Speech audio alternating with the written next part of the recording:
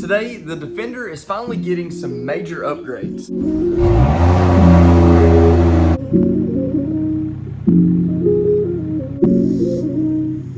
For those of you that don't know, we've already got the 35 1250s to put on the Defender. Now on the Defender, that's no small feat. So first we're gonna have to install the lift kit, cut a lot of stuff, and move the intercoolers around. So that's what we're gonna start doing today. Now before we get started, I have to give a massive shout out to Saltek Motorsports for actually sending out the intercooler relocation brackets. That's gonna help out a ton. If you wanna run 33s or especially 35s, you're gonna have to do this, that way you get the proper clearance. They've also sent out something extremely special, which is their new prototype lift kit. Now for those of you that are coming over from the Jeep crowd, this is gonna look really weird, but everything in my hand right here is what you need for a 2-inch lift on this Land Rover Defender. What these are called is lift rods. So essentially, whenever you install these, it's gonna trick the system into not really knowing what the rod height is, and we're gonna get an extra 2 inches of lift out of these. While we've got it at stock rod height, I wanted to show you guys exactly what it looks like right now.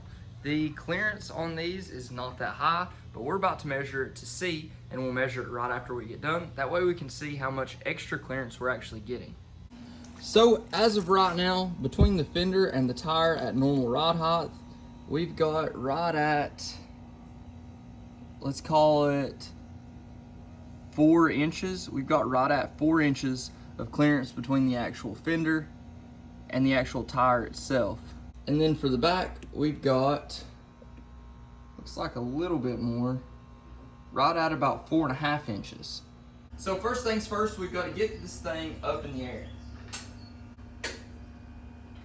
And it goes without saying, use your jack stands if you got them. Now luckily, even though I bought this one pre-owned, it does have the lug key with it. This one is quite a bit different than anything I'd seen before, so I'm definitely glad that it had it. It'd be hard to track one of these down or figure out a way to get it off without it.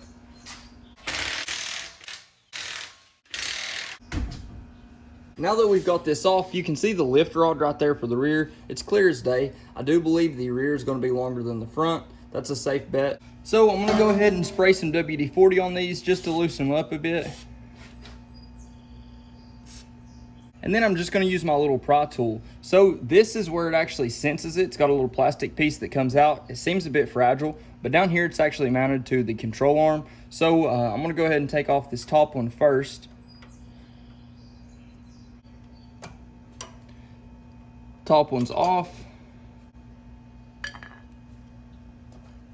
And just like that, the bottom one is off.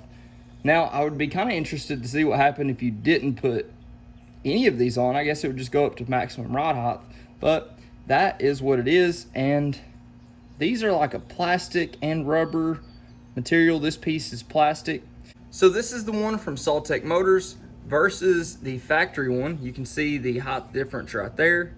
And apparently that's going to give us 2 inches of lift. So it's just that much of a difference right there.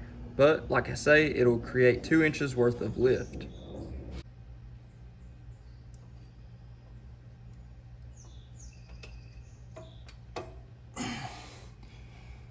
So that's the top one on.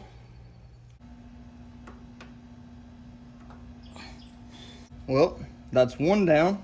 Now since we're about to put this tire back on, OMT actually sent out a limiting extension bar set, and with these you're able to basically decide what foot-pounds of torque or Newton meters you need to put on whatever you're torquing down.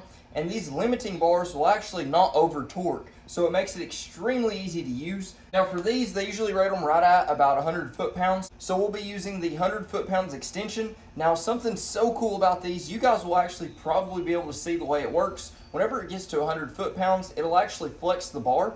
That way it won't let it over torque with your impact.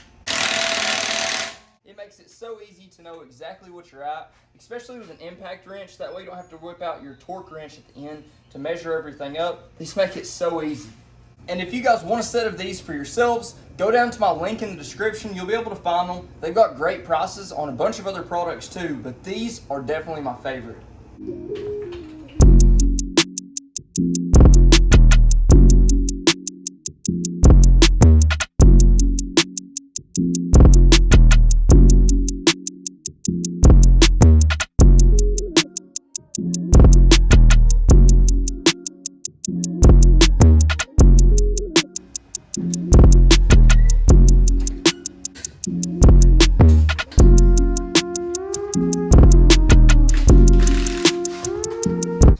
Now for the fronts, these are located right up here, and they are quite a bit shorter, just like I had hoped. So we'll take these off just like the last ones and then put in the new one.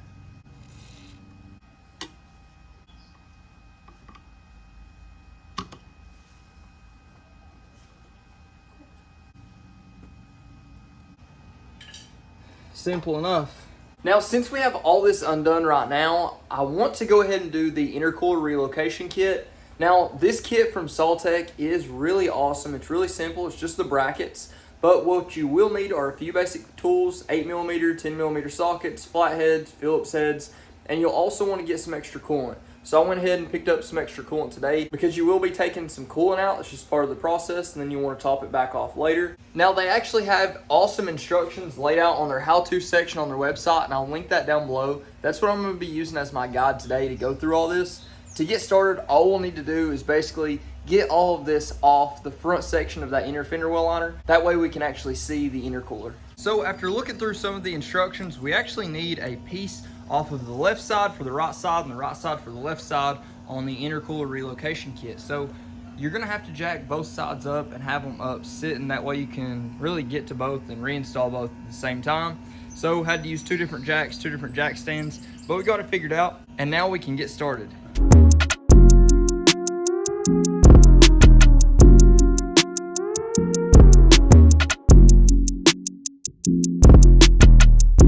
So what we're going to be doing next is actually disconnecting this lower hose right here. There's going to be a lot of coolant that's probably going to come out of it, so you'll need to have something underneath it to catch it all. And then we'll also need to remove a few extra bolts and one hidden bolt here, and then we'll disconnect the top hose, and then we'll be able to pull it out.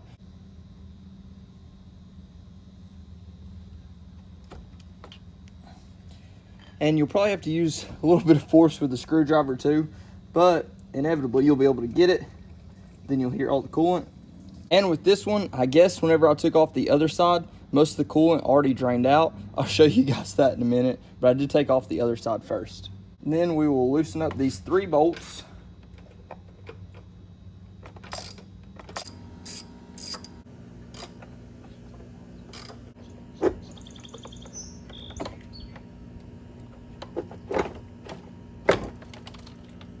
And then keep in mind you still got your upper hose up here connected, so you'll have to reach in there and disconnect that as well. And there's some more coolant. So now we've got both of these out, and look at this mess. Couldn't catch all of it, that's for sure. But now we'll need to take some pieces off of this bracket and put it onto the other bracket, and then use those brackets.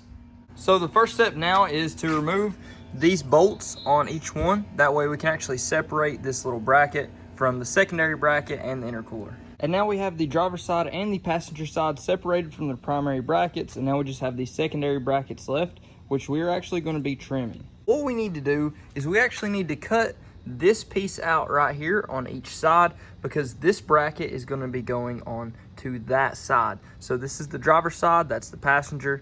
This is actually going to be getting flipped and put onto that side, and same thing for this side. Now these front pieces, which this is going to be flipped around, so this will be the front piece on that one, these need to be cut down right here. But for now, we're just going to take these off. This is going to be cut out.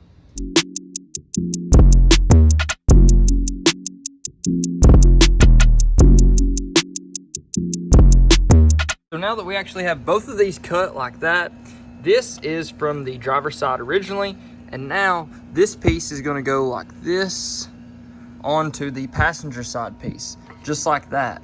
And that's how it should look. So this piece will actually be facing towards the front of the vehicle.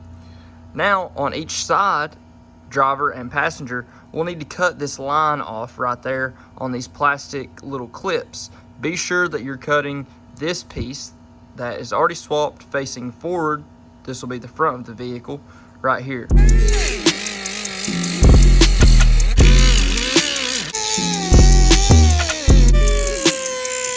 Now we've got both of those trimmed up, and as you'll see right here, whenever you flip it over, those are the pieces that were cut, and these are the pieces that stayed. Now the next step in this operation is to remove the actual airflow duct So this right here is going to be removed, which obviously it's still going to cool down perfectly fine. No need to worry about that. To get access to the bolt that holds these air ducts in, it's not going to look good, but it's the only way to get to it. First, you'll need to pull up the fender flare.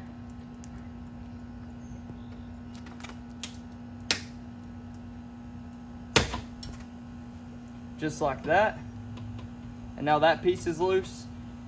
And then the next part, you will just pull on the bumper and unclip it. Feels like it's going to break, and then you'll be able to get access to that bolt.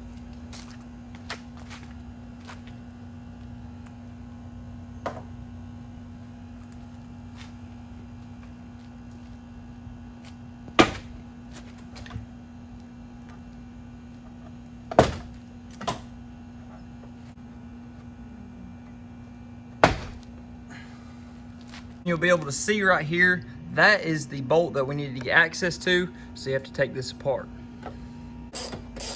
Pull out the duct.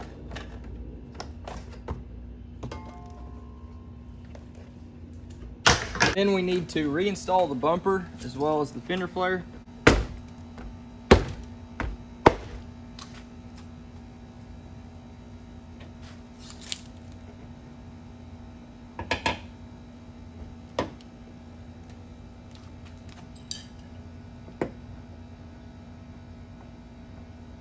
And now we need to unclip the wiring harness right here. That way we'll have room to mount our bracket for our intercooler.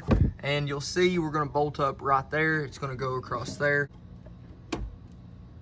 Now we will be using the bracket that was originally on the driver's side on the passenger side, and it's flipped around just like you guys can see here. And we'll be lining it up with the hole right here. And these threads with the original 8mm bolt will actually line up perfectly. Now from both sides from the factory mounting bracket, we'll need to get that rubber piece right there out and actually install it into our new aftermarket brackets. Now you'll put the rubber piece in on the bracket just like this. So you'll see it's going to be going in just like that. And you'll hold the radiator or the intercooler right there. And it's just as simple as can be. And we'll use the factory bolt for the hole right here. And we'll go ahead and mount it up. Well, I must have got a little ahead of myself. You will want to install this bracket with it already installed on the intercooler. So now we've got both sides in, and as you guys can tell, that intercooler is mounted completely different. Way further out of the way. You can see right here, it is all the way back. And it's going to give us a lot more clearance for bigger tires. Now, one thing I did notice is that you had to pull the hoses around the, I guess it's the air ducts for the brakes to cool off right there. I don't like how tight you had to pull those around the actual air ducts. That kind of gives me a little bit of worries, but I don't think we're into any cooling issues. But that is still something to think about. I'll show you what it looks like on the other side. And this is it on the other side. On this one, the hose actually had to be pulled a little bit harder than on the opposite side. You'll see that right there. But no major issues at all, and it installed pretty well. So these are extremely secure. I didn't think they would be as secure as they are just looking at pictures, but I'm pretty impressed with how they've mounted up. Now I'm going to reinstall the inner fender well liners the same way we took them off. So I'm going to skip that part, and then we'll be able to see what this 2-inch lift kit looks like on this as well. And aside from that, we will have to bleed the cooling system just to make sure our coolant levels are right. So we'll go through that process as well.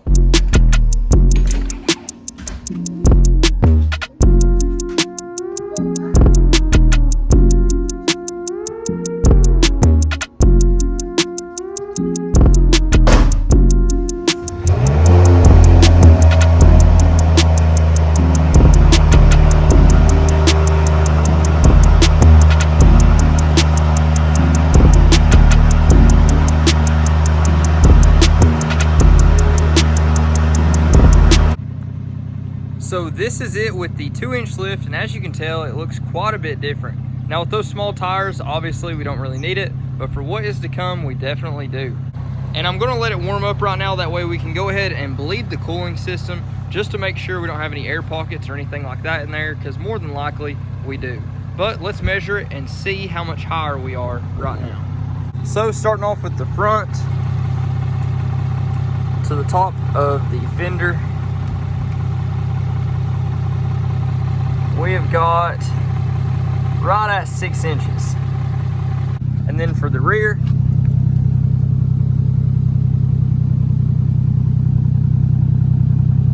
right at 6 inches again. So obviously, if you guys remember from the beginning, we started out at 4 inches of clearance between the tire and the fender. So this is a true 2-inch lift.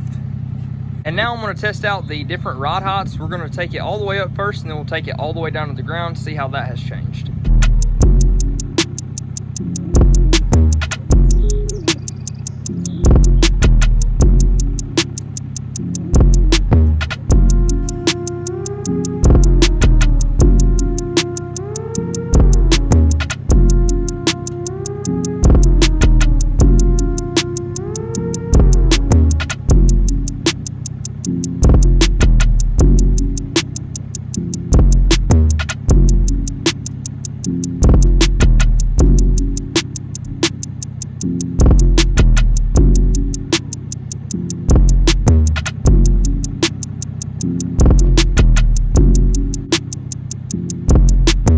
Well, we pretty much got it all dialed in. I'm about to take it on a little trip to make sure everything's good with the coolant, make sure the lift kit performs correctly, and I'll let you guys know how it does whenever we get back. We're back and it did awesome. To be 100% honest, with Saltek's prototype lift kit, the 2-inch lift, it rode the exact same as it did from the factory. It rode really, really good, so I was surprised with that.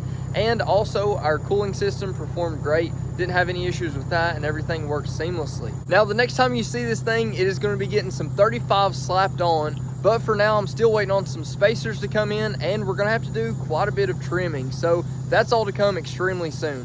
If you haven't already, please like, comment, subscribe. Let me know what you think. Let me know what you want to see next, but until then, Godspeed.